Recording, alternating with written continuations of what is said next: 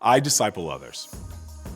Over the past few sessions, we've been discussing what it means to be a part of God's mission, that our lives fit into the story of His salvation. Who we are is defined by Him. That is a truth we recognize and shape our lives by daily. It's a truth we can't help sharing with others, but our work doesn't end with words and testimony alone. God calls us to make disciples. So it's worth us asking, what is a disciple? In the Bible, a disciple is described as a person who follows. From the beginning of Jesus' ministry, He had followers, disciples. But these people were not just fans. Jesus' disciples dedicated their lives to following Him. There was no part of their lives that was off limits. Jesus was incredibly intentional about devoting His time and energy to those first disciples. He ate with them.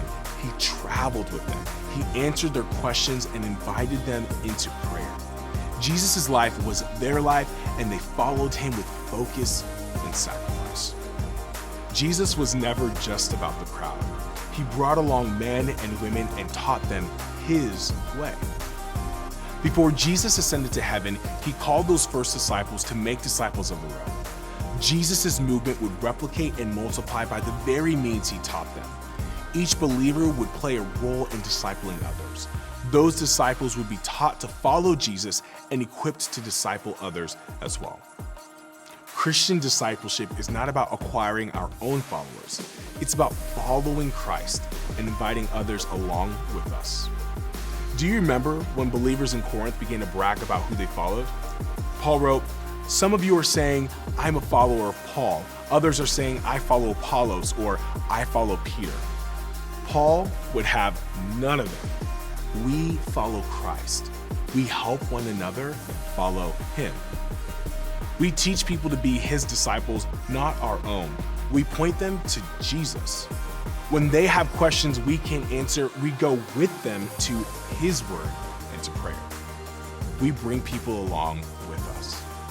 If you have a favorite hobby or interest, you know how this works.